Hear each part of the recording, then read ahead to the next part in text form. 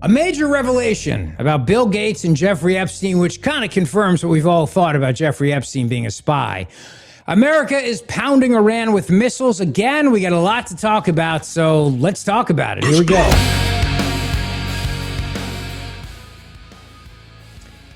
I'll tell you one thing is that the questions around when the Iran war ends got a lot more complicated in the last 48 hours. And I'll get into that at some point, but we are hitting them with missiles as we speak. The United States is going to continue to launch missiles after Iran downed a helicopter, and Iran responds with attacks on Gulf neighbors. So if you're hoping for the war to end by Friday, it's Thursday, probably not as much. But if you were hoping for me to be on the air tomorrow on Friday, I will be, for an audio-only extravaganza edition. But you know what I want to talk about, though? I want to talk about the Graham Platner race is fascinating. I pulled this clip, but then I decided against playing it because I don't want to. I'm really kind of tired of hearing about this guy. But I did some analysis on what his strategy is going to be going into November, and I'm looking at this because there are more stories that are coming out right now that the Democrats' chances of winning the Senate are improving exponentially. Now, I don't know how much of that is real news or fake news, and I also think it's in the world of politics, we're a million miles away from that. But it's June, and obviously gas prices are high, and gas prices affect fertilizer prices, it affects food prices, and all of these things. And this Iran war does not look like it's coming to an end by the end of the week. All right, so Platner's strategy. I listened to his victory speech so that you didn't have to. I didn't listen to the whole thing, but I listened to a good 5-minute chunk of it. And it's all about redemption and how he's still trying to be the best version of himself he can be. It's kind of like a bad motivational speaker with a Nazi tattoo. See, I still can't get over the whole Nazi tattoo thing. Like, I've done some bad things. We've all done bad things. But getting a Nazi tattoo is it's one of those things I've just never done. So it's hard for me to look past that. I'm not a guy who judges. And so if a guy's like, oh, you know, I might have been outside my marriage, or I might have been drinking too much, or I got, you know, a DUI or something like that. It's like, oh, okay. Like, you know, I haven't done those things, but I can understand like people do those things. And but I don't know anyone who's ever got a Nazi tattoo. So that for me is a real hard hill to get over. Like, that one's hard. I got a buddy who got a DUI, great guy, just made a bad mistake. I have another buddy, his marriage fell apart, bad mistake. But I don't have one who went through a rough time and got a tattoo of the SS, you know, concentration camp guards. Like, I don't have a friend like that. So I'm having a tough time empathizing with that. And I hope voters will also have a tough time empathizing with that. Because it's one thing to walk a mile in a guy's shoes and be like, all right, I'm sorry your marriage fell apart. Like, yeah, you know, like I know people that have been there. It stinks. It's, you know, but it's like, oh, I'm sorry you got a Nazi tattoo. Like, I don't know how you empathize with that other than to say you're a freaking whack job with probably some real deep-seated hatred inside you. And when you were at your lowest point, it came out. It's not that you got better. Like, a lot of times people they'll have problems with substance abuse, for example, and then they get better. They'll have a bad marriage and they'll get into a better marriage. They'll get better. They'll be a jerk and they'll go to therapy and they'll become a better person. But I think that if you're at your lowest point and you get a Nazi tattoo, like, for me, that shows a lot about what's deep down inside in your heart. And I don't know how you fix that. I don't know how you cure that. You know what I mean? Like, that's something that seems very, very deep and dark to me. But his strategy is going to be that. It's going to be a redemption story. You know, because there's allegations of him being at least sexting with other women, allegations of him being very misogynistic and violent with women. So it's going to be, you know, I've redeemed there. There's allegations of the horrible things he said about our troops, our country, various groups. It's going to be a redemption story around that. I still don't know how you get around the redemption story of the Nazi tattoo. I really don't. But then the second piece of that is going to be, but I'm angry and you're angry and we're angry. And I'm going to fight the oligarchs and I'm going to fight the corporations And I'll be a U.S. senator who's not owned by anybody. Well, except for my dad who paid for my house and my mother who buys my oysters. But beyond that, beyond my parents, as a grown man, I won't be owned by anybody. And I was listening to this speech and I kept thinking about two things. And again, I always try to be very objective about these things with you because I look at politics as it's my sports. Like some of you are watching a basketball game that's going on, a basketball contest between two teams. I believe one is the New York Knickerbockers, I believe. What's that? Yeah, no, that's what they call it, a sports match between teams. A sports match between two teams, presently trying to put a ball through a hoop, I believe, is what, And the Spurs? Yes, nailing it. Right. That may be your sport, and I understand that, and I get it. My sport's politics. So I like to look at the players and the strategies that go behind that. Like you may think how a player from the Knicks might dribble and shoot strategically. It's so good. It's just amazing how I cannot. I know you don't know anything about sports, but I hadn't seen the visual. It comes to life, Rich, with the watching you describe dribbling and shooting. It's pretty good. It's just amazing how I know so, not even so little. I just pure nothing. Yes. I can't even make an analogy about the strategy that they would use. Like how one player might dribble and it pass, and that player shoots. And, big strategy. Yeah. My strategy in politics is what is a candidate going to do to get to November and who are the players that he's going to involve. So for Platner, as I'm looking at this guy and I'm thinking he's going to tap into this anger that's out there, this anger that people are feeling right now about the economy. And it's really going to depend on where prices are because there's going to come a point where people go, I don't give a flying blank about any of this guy's scandals. Is he going to lower my gas prices, lower my food prices? Yes or no? That's how I look at this race. And also because the guy keeps trying to atone for the past. Now, as usual, like with most people who are trying to atone for things, sometimes you can afford them grace if it seems like they've really come along. But other times, you know that they're completely full of crap because nobody can ever atone for a Nazi tattoo. Like that's just one of those things you just can't atone for. So I don't believe him, but there's a lot of politicians I don't believe who still get elected. I see him channeling in that anger. I see him going down that road of saying to America. That's why I'm hoping this Iran war comes to an end and that prices stabilize because I worry about it. I really do. I worry about it as we watch Democrats now looking at these various Senate seats and thinking that they have a best chance they've had in years. I don't see it in Texas. They do. They say Tallarico's up by a few points. I don't see it. I still think it's going to be a red state. Maine troubles me. It should be a red state. Susan Collins is a terrible candidate. She doesn't rally Republicans. I don't know how much. I don't know how she's going to be able to even necessarily fight back. Like, I don't know what her strategy is in this race. So I'm trying to figure that part of it out too. The other is that the good news is Republicans are fighting back on fraud right now. And I do think this resonates with the American people. Like, I think the American people deep down inside hate fraud. And they hate this idea that people steal our money and then they get away with it. And I think that if we can focus on that going into November, we'll be in a good place. So there were some arrests that were made, and I'm going to talk to you about that in just a second. But I want to play a couple clips on Democrats talking about Platner because it shows you the hypocrisy of the moment we're in. And now that he's won the general election, they're all going to rally around him. They're all gonna try to get him elected. They don't care. It's like what Senator McCormick said in our show yesterday when he called him a scumbag. They're so craven for their desire for power that they don't care. They don't care, and they're not going to care.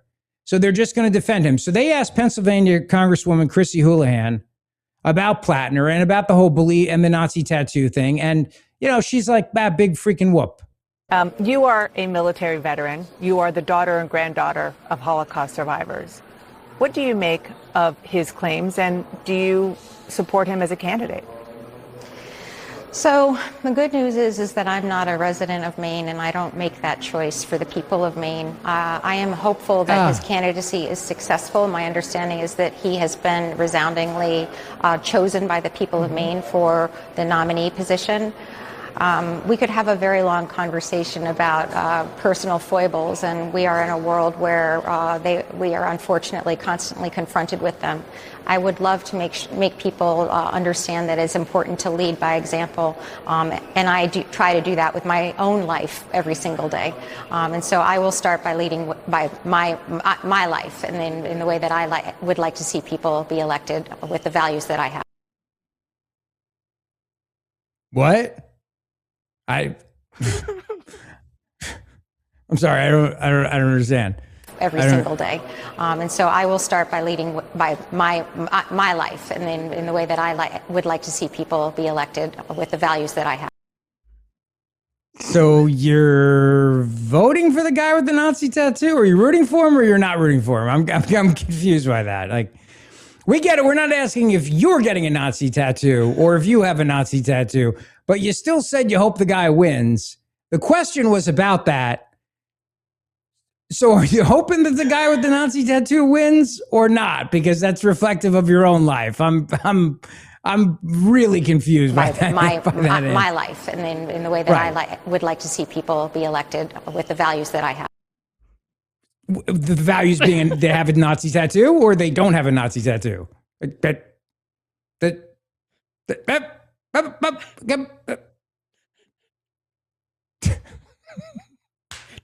you And I do try to do that with my own life every single day.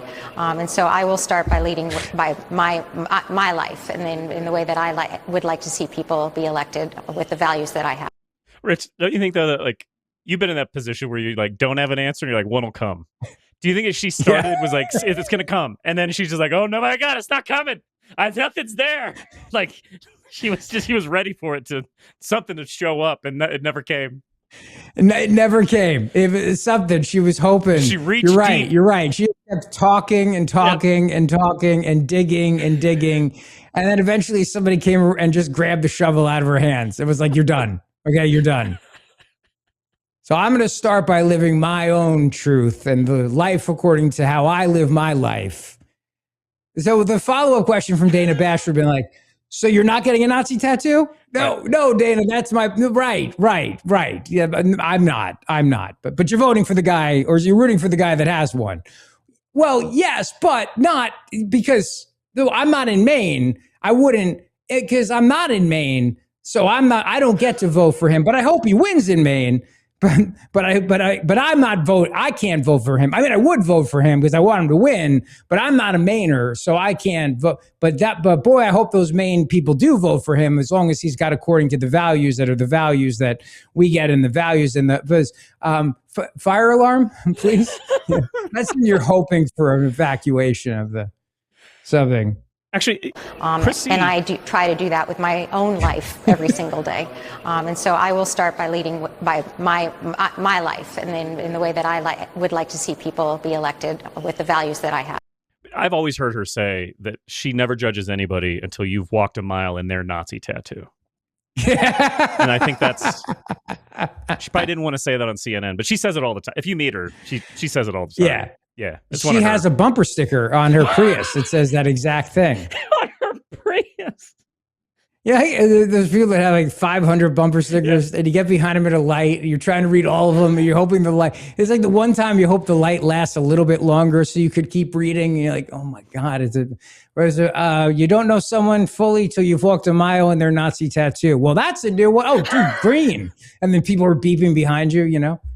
So, yeah, no, I get it. Totally get it. Here's CNN's. How do you pronounce this? Social.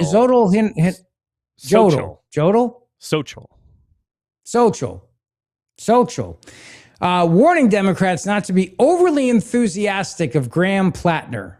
Here we go. So Graham Platner doesn't need sort of this establishment. To be honest with you, he's been running a campaign that has been sort of anti-establishment. He's anti-incumbent. He is someone who knows Maine. He is someone who's saying, listen, I am a normal person. I'm not your typical politician. And to be honest with you, I don't think it really gets him anything for Democratic leaders in Washington to be defending him. So why they're defending him, I'm actually not sure. One warning I have for Democrats is women is what makes up the vast majority of the electorate that will give us the Senate, that will give us the House, and we need women in order to win in 2028. If you are eyeing a run for presidency and you are going out there and campaigning for Graham Platner, I would say that is pretty bad advice that you have been given right now, because at some point you yourself will you need to make the case to women directly. Let Graham Platner do his thing in Maine. Let him raise the money. Let him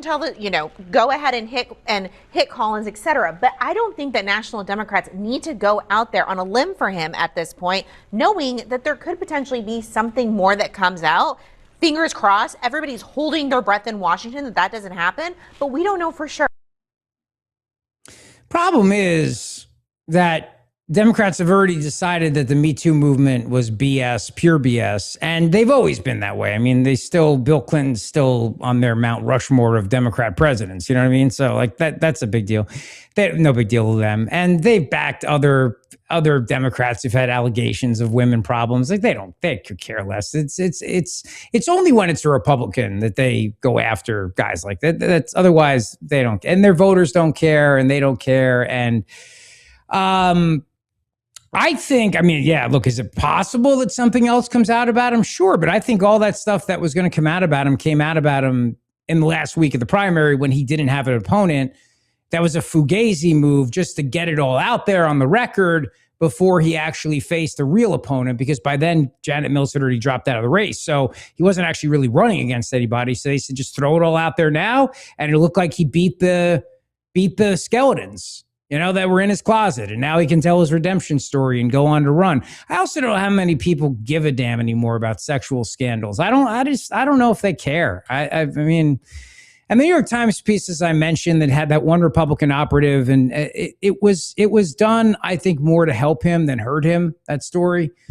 And I'll continue to say that because it was not a takedown piece. It was the kind of thing where you air this, you get it out there, you put enough doubt in people's minds about him, and then the voters elect him a week later as their nominee, and you go, it's all old news. And he was able to survive this for the primary. He can do it for the general. So I hear that, and I don't really buy that. But here's what I do know. The Big Story of the Hour is brought to you by Dr. Mike Veneria, Veneria Dental. Go see him today for your perfect smile. VeneriaDental.com, my buddy, my friend, and the undisputed master of dental implants. Dr. Mike is going to give you a beautiful smile that you're going to love, and 2 locations to serve you. Now, why Dr. Mike? Well, he's the dentist that other dentists and doctors send their patients to. So that means then, for example, if you need an implant, something very serious, you go to Dr. Mike because you know that these other doctors and dentists send their patients to him, and they wouldn't do it unless he delivered, because it's their reputation on the line. So you're in great hands with Dr. Veneria. And if you've thought about giving yourself a smile upgrade, you should. A smile says so much about who you are. You walk into a room and there's your beautiful smile. VeneriaDental.com. All right, let's see here now. We've got, some fraud. We're going after fraud, and I love it. We're going after fraud. Chris Dotson from the Minneapolis field office announces the first arrest related to the FBI's most wanted fraudsters list. Now, this matters. I do. I really think this matters. I think the American people are sick and tired of being ripped off, and then nothing gets done about it. And we are tired of it. Like, we as a party, as people who vote Republican, you may be one of those people. There is a sense of nothing ever happens to these people. We hear it time and again. They have hearing after hearing, but no one ever gets in trouble for this. They steal our money, and then they keep doing it. And then the House always wins. And I'm tired of hearing people say lock them up, but then they don't get locked up. And you probably hear that a million times. And so the fact that they're doing this is good news. Take a listen. Just 6 days ago, the FBI added Saeed Abdullahi Erig to the FBI's newly launched Most Wanted Fraudsters list. Mr. Erig is the first fraudster on that list to be taken into custody. The FBI and our partners who stand with me today will continue to leverage all resources to track down, arrest, and prosecute fraud actors at every level and anywhere. The allegations against these most wanted fraudsters outline a gross disregard for the hardworking American taxpayer and hijacking millions from federal benefit programs intended to provide essential services to those who need it is an outrage. We are committed to bringing justice for the American taxpayer. Through investigations like this and ongoing investigations under President Trump's task force to eliminate fraud, in partnership with the United States Attorney Rosen's team and the DOJ's National Fraud Enforcement Division. Good. Excellent. Good. Excellent. If it's enough to get some Republican voters off the couch in November, it's a good thing. Like, does it overcome the anger that people may have about gas prices and food prices? Not necessarily, but remember, elections are won by getting various coalitions off the couch and to the polls. So if you have Republicans who are feeling defeated or deflated, that there have not been arrests, that the deep state has not gone to jail, the people who are out there who committed fraud and stole from you, and then they make announcements like this, that may be the kind of thing that gets them excited and motivated to vote in November. So hopefully we'll see more of this. This guy's just the first of this, the first big one. He's the first big fish. And they wrote a story about this, and I was reading it and I kept thinking to myself, all right, so maybe there's more to come. Like maybe this is the beginning of something that is very promising for somebody who wants to see pure justice here take off. He's the first on the DOJ's most wanted fraudsters list. And I just love the fact that they have a most wanted fraudsters list because, back in the day, we had the most wanted list and we had people on there like terrorists and bank robbers and things like that. Now we have most wanted fraudsters list. He stole from the federal child nutrition program during the COVID-19 pandemic. I mean, this kind of stuff burns me. And you can see they have a whole graphic of a bunch of fraudsters who stole. I mean, one guy, $1.2 million. One guy, $34 million. Another guy, $4.2 million. One dude, $10 million. And they know they have the identities of all these people. $78 million, $7,400,000. So you lock these people up, these fraudsters, and then you motivate the base to say, yes, we're getting things done. We're accomplishing something. And then the anger, that feeling of like, oh man, I'm so sick of this, where these guys just always get away with it. And we hear there's never going to be arrests. And now finally there's arrests. Because you have to get Republicans out to the polls. It's not enough just to have them vote against a guy like Graham Platner. You got to get them motivated to vote to keep the Republicans in charge so that we don't stop going after fraudsters and start going after Donald Trump. Because that's what will happen if the Democrats win the Senate and the House. It'll be nonstop impeachment, investigation, committee hearing over and over again. You know that. I know that. We all know that. By the way, Secretary Mark Wayne Mullins, who can kill a man with his bare hands, he also had an announcement to make that they are finding more and more of those missing kids. It was the New York Times that first reported that almost 500,000 kids were missing in the United States of America. 500,000 undocumented kids, illegal alien kids, whatever phraseology the New York Times used. I believe they used undocumented, but they're kids who came across the border illegally. In some cases, they came across the border legally because they were supposed to have a sponsor, and either way, they disappeared into the wind. So some were legal, some were illegal, and they disappeared into the wind, almost 500,000 of them. And then we found out, and again, amazing, there's a New York Times did the reporting on this. We found these kids were put into forced labor, sex trade.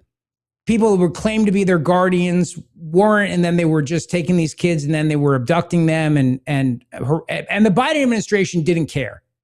They did not give a damn. They didn't lift a finger to do anything about it. They didn't do anything to help these children. I interviewed Tom Homan about this at the White House a few months ago, and I talked to him about this, and he said it's one of the greatest honors of his new job is the fact that he's been able to go out and help rescue these kids. And at the time they rescued, about 100, like over 100,000 of them, and now even more. Here's the secretary. You know, I tell people that I haven't quit smiling since I've been Secretary of the Department of Homeland Security, but I have to take that back because when we start digging into these cases and you start hearing the absolute horrific things that took place underneath the Biden administration, under true neglect at best and criminal at worst, to allow 450,000 kids to go missing throughout this country. President Trump has made it a point to go find these kids. And because of our partnership with HHS and DOJ, Department of Homeland Security, truly using the best of the best, which the Democrats sometimes want to demonize because a lot of times this is ICE, this is HSI, this is CBP. These individuals that the Democrats seem to want to defund, but because of President Trump, we finally funded them for 3 years. We're able to push and go find these kids. We found 146,000 kids so far. Fantastic. 146,000 kids. Amazing. We still have nearly 300,000 missing. We're investigating reports to where some of these kids claim that they were raped 600 to 700 times. God. I don't care who you are. I don't care if you have kids, if you don't have kids. I don't care if you're a liberal, you're independent, you're a Democrat, you're a Republican. If you can't stand for law enforcement to go find these kids, who are you? Yeah, look, great, good. Again, that motivates me to get off the couch. It does. That motivates me to get off the couch. We're finding these missing kids. We're rescuing these kids. The previous administration didn't do a damn thing about it. Good. That, we're locking up fraudsters. Good. These are the kind of things that motivate me. Again, when you're talking about how to get voters off the couch, to get them to vote, to get them to be engaged, you got to look at a variety of factors. And it's positives and negatives. You know, your vote will stop this, but your vote will help that. And it's a balance of that. And you got to look at that balancing act. And so you say to somebody who's MAGA, for example, who may not be happy about the Iran war, but hey, aren't you happy that we're finally locking up fraudsters? Aren't you happy that we're finally rescuing all these missing kids? Aren't you happy that we finally have locked down the border? Aren't you happy about those things? Now, is that enough to overcome the guy, the farmer who's ticked off because the price of fuel and the price of fertilizer and the prices that he's got to pass on, is that enough to motivate the people that are barely getting by with grocery food prices? No. That's why also the war has to come to an end, and we have to get gas prices down in time for inflation to come down before the midterm elections. Because, you know, everybody's making a big deal about the president saying, "I love inflation," and that comment, which is going to be used against him in political ads. And his point being, because I know it'll come down before the midterms, but it takes a while for the effects of that to come down. And they'll use that ad against him. So you gotta take all these things into effect when you're trying to get voters out to vote. No doubt about it. You gotta. And then the other thing is there's a whole MAGA contingent that is still angry about the Epstein stuff and feels like, when are we going to get justice around that? Well, there's some good news about that. I'm going to share with you in just a second. But I want to tell you about Tri-County Toyota. Tri-County Auto Time, new June deals on Jeeps and Toyotas. That's right. Summer's meant for making memories. Somewhere between here and there is the right vehicle, and that makes every mile memorable. Driving to the shore, going to visit whoever, you know, spending time with the kids and going to the amusement parks and picnics, and just makes it memorable. Secure 0% financing for 60 months on a new 2026 Ram 1500, or drive away in a 2026 Jeep Wrangler now with 0% financing available on over 125 new vehicles. Perfect cars for the perfect road trip. Take that top off and let the sun in and just the air and feel great. Right now at Tri-County Toyota, you can finance a new 2026 Toyota Tundra for as low as 2.99% APR. And every vehicle comes with their Tri-County for Life guarantee. So stop by during the Make This Summer event to get your next Jeep or Toyota at Tri-County Auto. Just go to tricounty.com and go see them. Brian Krieger, my buddy, Jack Donaldson, the general manager, they'll take great care of you. Look for the gigantic American flag between the two dealerships. This is a family-owned dealership that loves our veterans, will never put pressure on you, and will give you a great deal. That's why my family just bought a brand new, beautiful 2026 Toyota Sienna made in America from Tri-County Auto. So the Epstein stuff, Bill Gates apparently made a comment, and this kind of confirms what we've always thought about Epstein. I'm glad they're not letting go of this story. And that is that he was a spy and he would blackmail people. He would get them into very compromising positions and he would blackmail them. So here's one of the clips of Bill Gates talking about what he was going to say and what he said to the committee. Glad to be here voluntarily to testify, to help with the committee's work. I'll start with an opening statement in the hearing room. I hope my testimony is helpful to the important work of the committee to find justice for the victims. Thank you. Did Epstein ever introduce you to any women? Do you regret your friendship with Jeffrey Epstein? And here's the report from Meet the Press now. Not Meet the Press Sunday, Meet the Press now, because you got to have your Meet the Press now, when you need it now, right now, at any moment. As long you as need Meet the Press. As long as that moment is between 4 and 5 p.m. Eastern. Right. Yeah. Then it's not now. Then it's almost or it's past. But, you know, I mean, who can wait till Sunday these days? Yeah. I need my Meet the Press. In my veins. Your Kristen Welker fix. Gotta get it. Yeah. If I don't get my Meet the Press now, which is between 4 and 5 p.m., I am not going to make it. All right? Not going to make it. Here's their report. In terms of what Bill Gates had to tell members today, it was a nearly 6-hour closed-door testimony. Gates appeared voluntarily. In his opening statement, he said point blank, I never went to Epstein's island, his ranch, or his Florida home. I've never victimized anyone. While he may have sought to foster a personal relationship, I was never interested in that and never reciprocated it. Democrats even coming out of the committee, including Robert Garcia, who's the top Democrat, said Gates was trying to be forthcoming and honest. But there are some real questions because he forged his friendship with Epstein 3 years after Epstein was initially convicted of his crimes. So Bill Gates having to answer to a lot of that today. Bill Gates said that Jeffrey Epstein used his knowledge of Bill Gates slept around like crazy, right? He had all these gumadas, all these affairs. Epstein knew about it, used that against him. And you got to wonder what he pushed Bill Gates to do, like what he pushed Bill Gates to advocate for. He knew about all these things and he attempted to blackmail him. And it wasn't for money because Bill Gates, Epstein had money. Epstein was super rich, so it wasn't like he needed it. Tried to use the extramarital affairs against him, according to the New York Times. Now, what would he use it for? We know that Bill Gates has been involved in the National Institutes of Health, pushing pandemic responses, pushing vaccine policies, pushing global response, AI. This guy has his hands in everything. How much of that was pushed by Epstein and his clients? Clients that wanted Bill Gates to advocate for this, advocate for that. And then he's got the goods on Gates. It's like, hey, Bill, not for nothing, but, if you don't go out there and advocate for and use your foundation money and put something towards the World Health Global Pandemic Response Lockdown Fund, which is going to benefit all these big clients in pharma and these other countries and everything else. Just saying. I don't know. I'm not accusing Bill.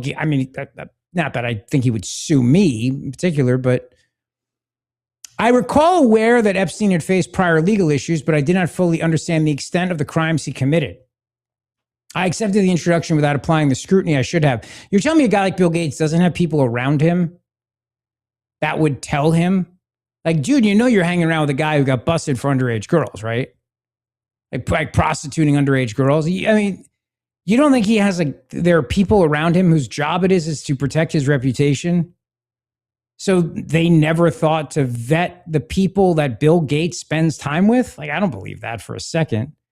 He had several meetings with Epstein over the possibility of setting up a so-called donor-advised fund, a type of advantage charitable fund. And then he was also trying to gather all this information, and the only question becomes, what did he want them to do in exchange for that information not being released to the public?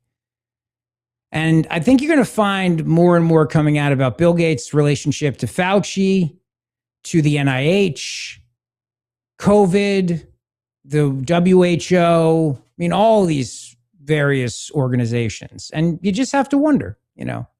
Plus, what other NGOs did the guy prop up on behalf of Epstein, which would have been propped up on behalf of maybe another entity?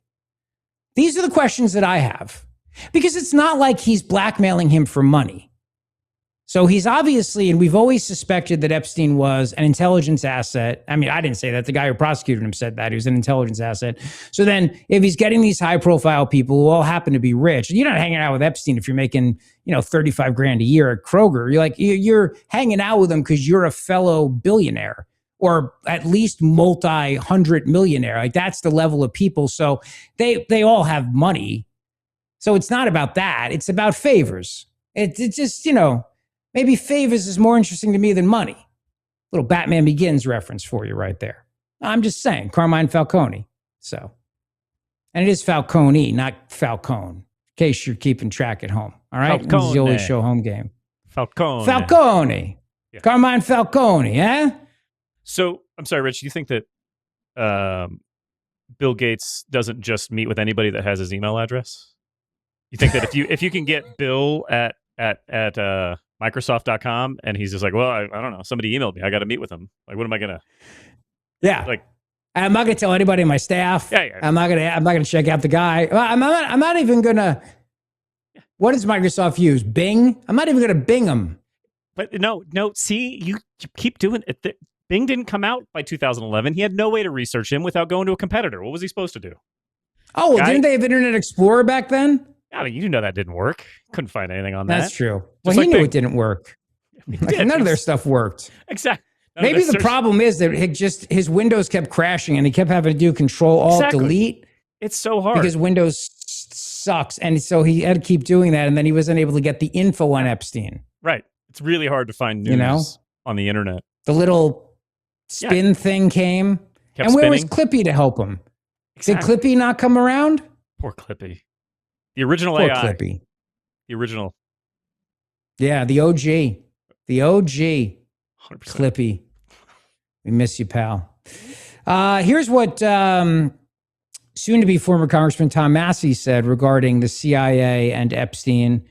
And again, I think, this may bore you, the story of Epstein. This may not bore you. I think there's a certain element of MAGA voters that want to see the truth come out on this. And I think if they're motivated by coming out because they believe the Republicans are following through on their promise to get this stuff out there, those votes may make a difference in a close race like in Maine or in Texas. So the reason why I bring this up is because I tell you that there are various factors that motivate certain voters. And for some, this may be what gets them off the couch. Here's what he said. They've taken down documents before we were able to go over to the DOJ and look at the unredacted versions. They took down some of the most significant documents, two of them involving Virginia Giuffre's case and other things. The picture of Epstein in a room where it's got CIA written on the boxes, that's been taken down. We want to be able to look at all these files. They can't keep those documents down after they've already produced them. Yeah, we wanted the truth to come out. I think it's important for people, especially, again, MAGA voters. I think for a lot of them, it's about getting the truth on that. It's about getting the Iran war over, locking up the fraudsters, going after the deep state. I mean, all those things need to happen. And that will offset those who are angry about gas prices and other things. Politics is a numbers game. Got to add up numbers. So if you're losing numbers from one category, you got to make up the numbers from another category. And we have seen a pattern where if Trump's not on the ballot, Trump voters will stay home.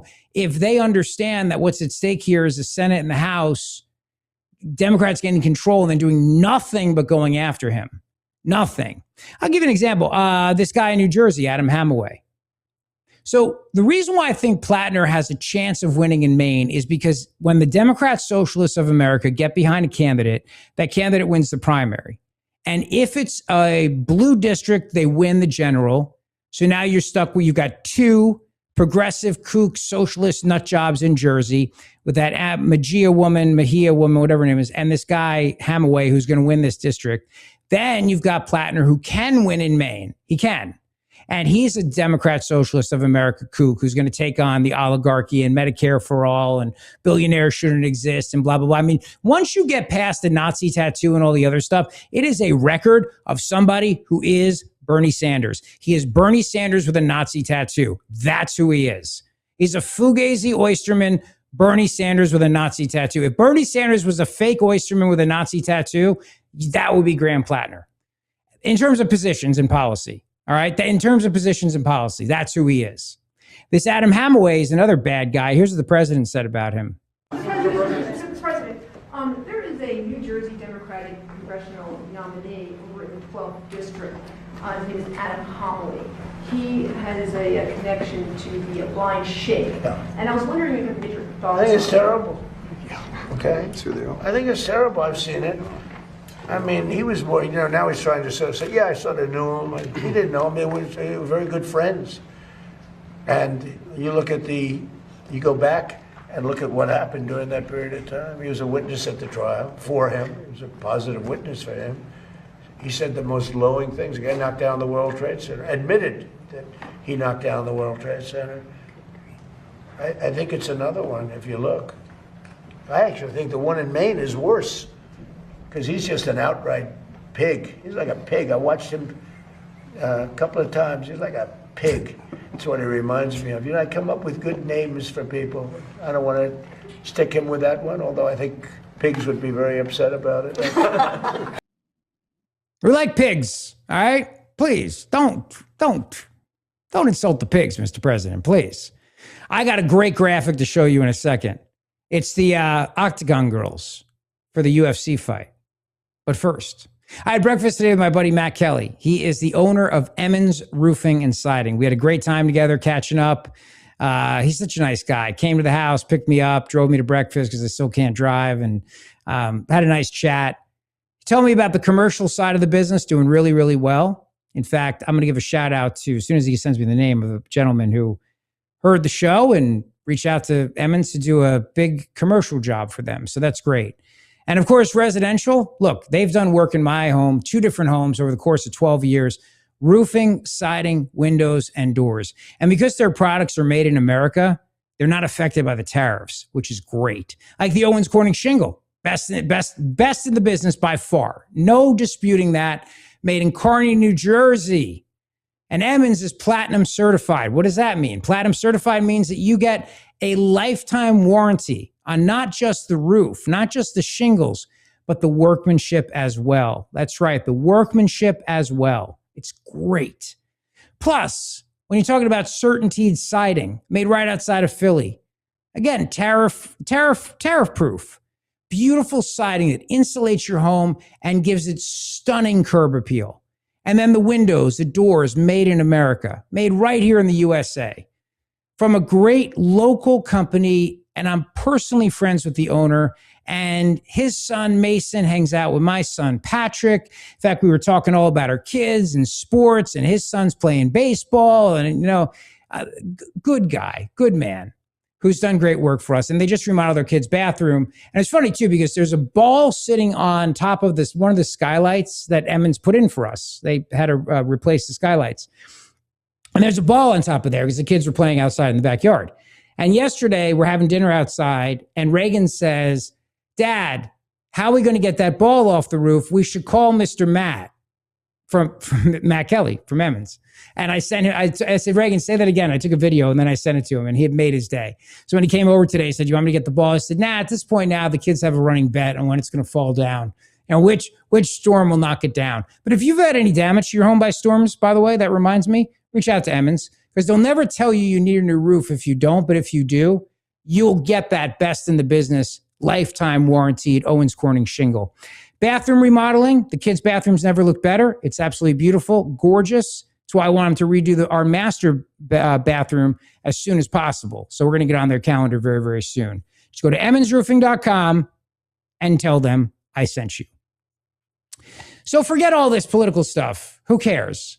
Polymarket has unveiled the Octagon Girls and what they're going to wear at the UFC Freedom 250 White House fight this weekend.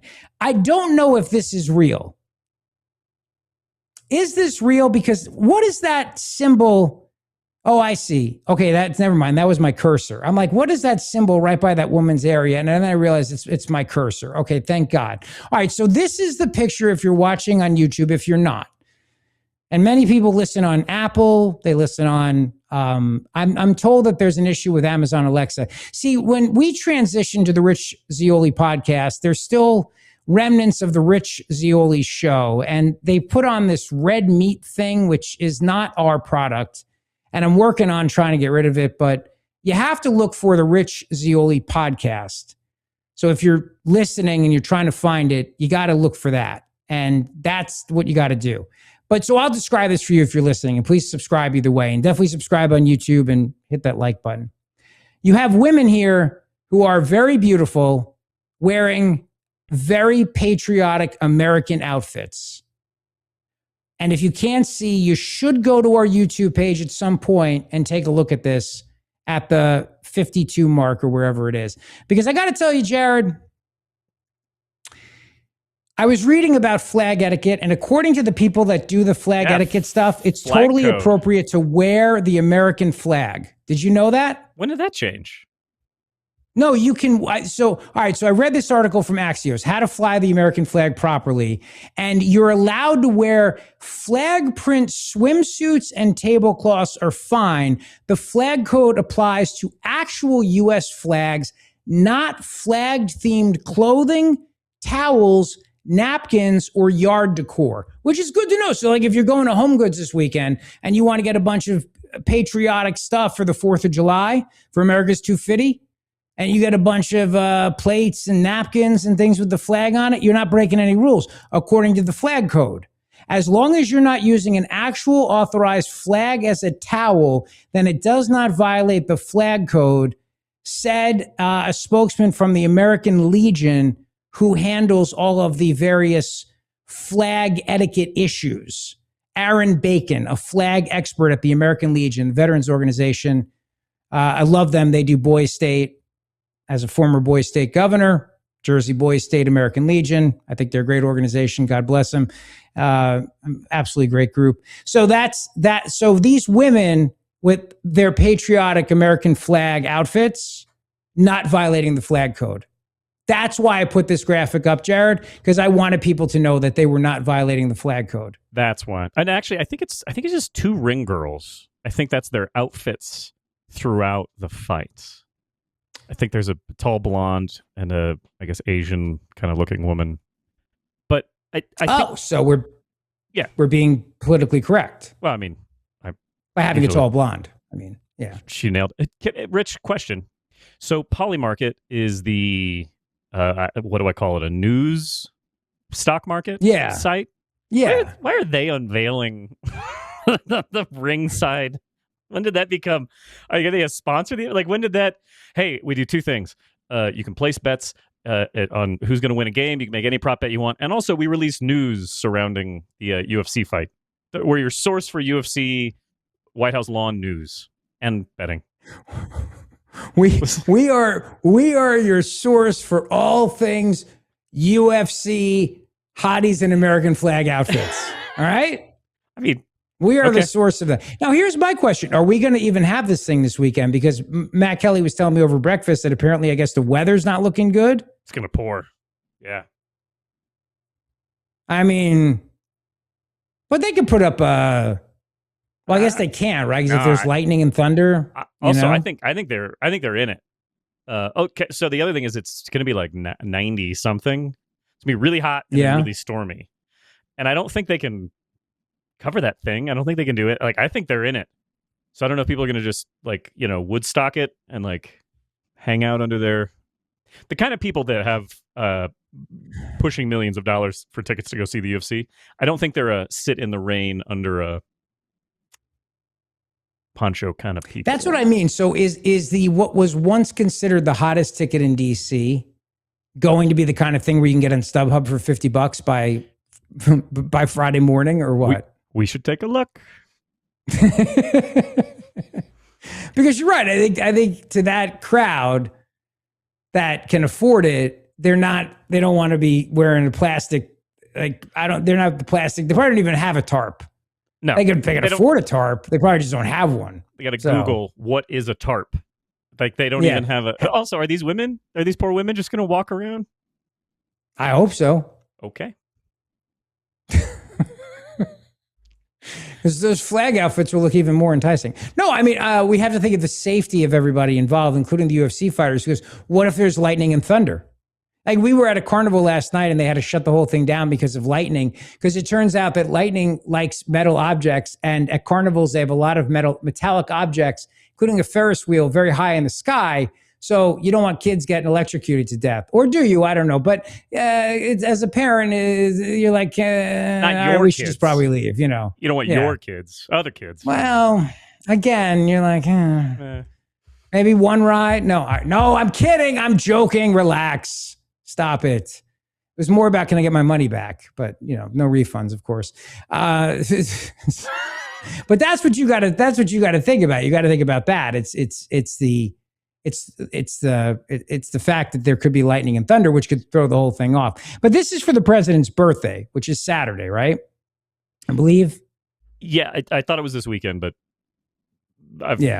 once it was announced, I sort of lost track of the UFC. And once it became cost prohibitive, like I was thinking that I might, you and I know some people, we know some White House, here and there's, and then I saw what the tickets were going for, and that like U.S. senators were getting no +1s. And I was like, okay, so maybe this isn't, text a buddy about maybe a pair of tickets kind of an operation. Yeah, we both have connections in D.C. I mean, obviously, Senator McCormick was on the show yesterday. At no point did I think to say to him, hey, can you hook a brother up? Yep. You got a couple extra tickets? You know what I mean? They gave McCormick one. They're like, you can give it. You can have a second ticket as long as you promise it's not Fetterman. That's the one ticket he got. According to Dana White, a few moments ago, came out and said, we're going to be good on Sunday. I don't care if it snows, rains, we're going. Even lightning. You guys all played sports when you were growing up. Whenever there was lightning, you sit the lightning out. When it was over, you played. That's what we'll do. So that's it. Still happening. Can you If there's lightning, they will sit. They will wait. So like these, it's going to look like an old timey, oiled up wrestling match. If it's like wet, like that's got to be totally different. That's got to be wild. That'll be legendary. Well, then the other question I have then is, if it rains and there's lightning, you got to get everybody inside. Does everybody get to go inside the White House? And are they prepared for that? There's no ballroom yet, so we're going to put them all. Stick them in the hole where the ballroom is? A little tarp? If it's lightning and it's like, okay, all these people who are prominent D.C.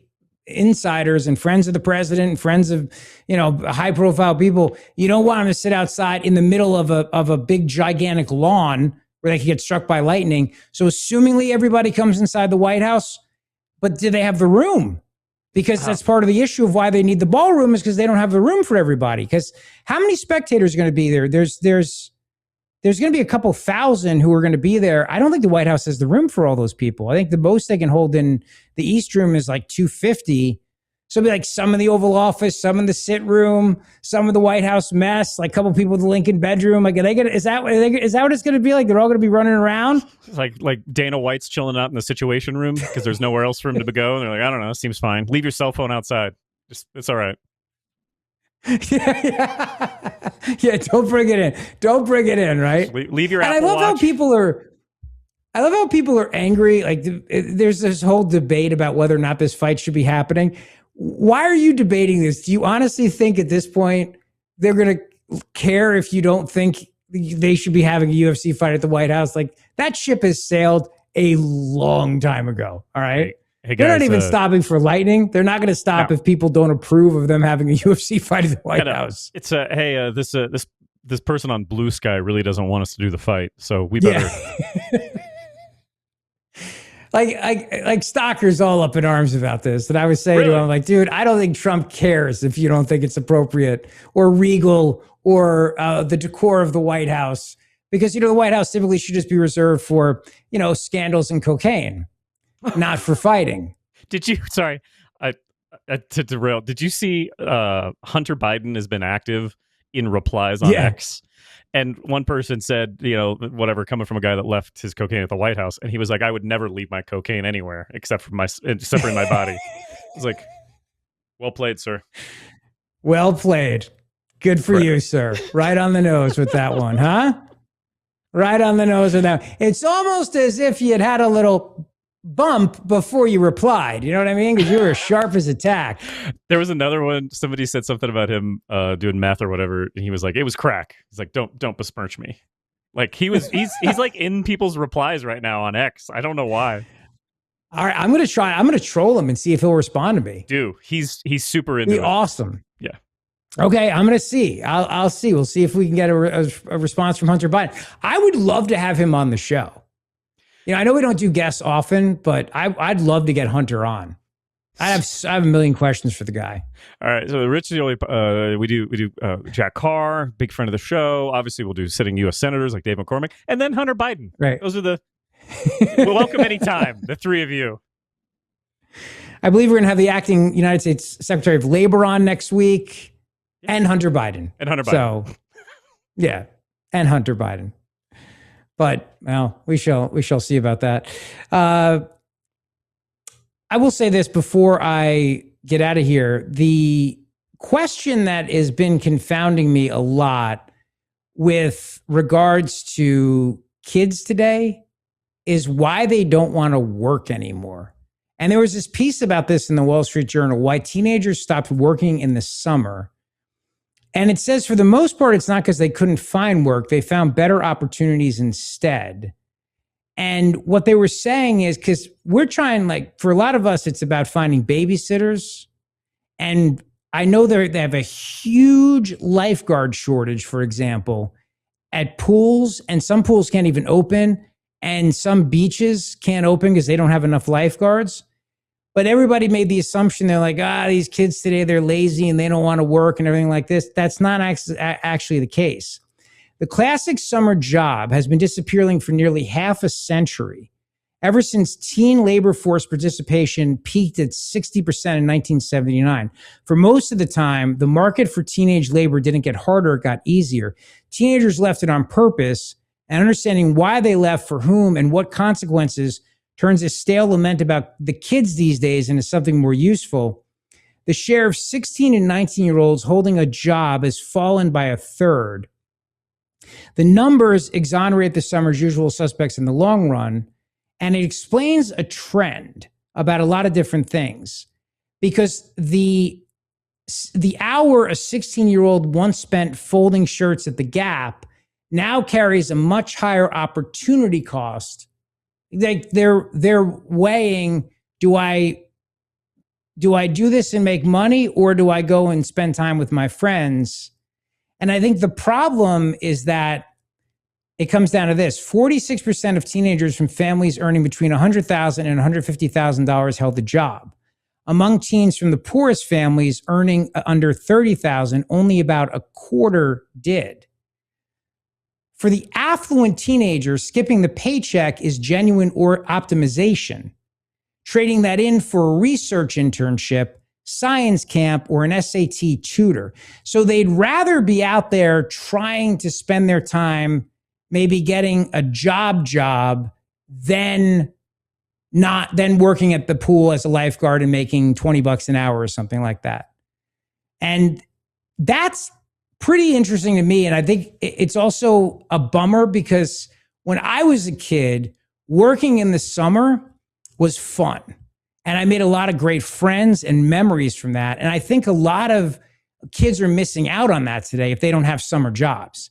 If they don't have a summer job at the pool or the golf course, if they're not at Bushwood, if they're not they're going to miss out on that. They're missing out on those memories, on the bonding that comes with that. That's my only concern because I feel like kids they're getting older faster in terms of, the sports are more competitive now. Now the job market's getting so intense where I got to skip the summer job to make a little extra money because I got to do an unpaid internship with this so that I can get a job. But it's easy to make the assumption if you go to a place and go, oh, they don't have enough kids. These kids don't want to work today. No, it's just that they're trading that off so that they can try to advance faster in life at a younger age. In some ways, it's kind of impressive with that generation, but I think they're going to miss out on what my generation had, which is the summer memories from the summer job at the summer camp. And then, of course, the summer love that comes with it. Mm-hmm. That, of course, inevitably ends in disaster and heartbreak. So they'll miss out on that too, kids. Look at that. There you go. All right, that's the show, and hope you enjoyed it. Please tell your friends, tell your enemies, tell everybody, and hit the subscribe button, hit the like button, and thank you for listening. We'll see you tomorrow. Let's go.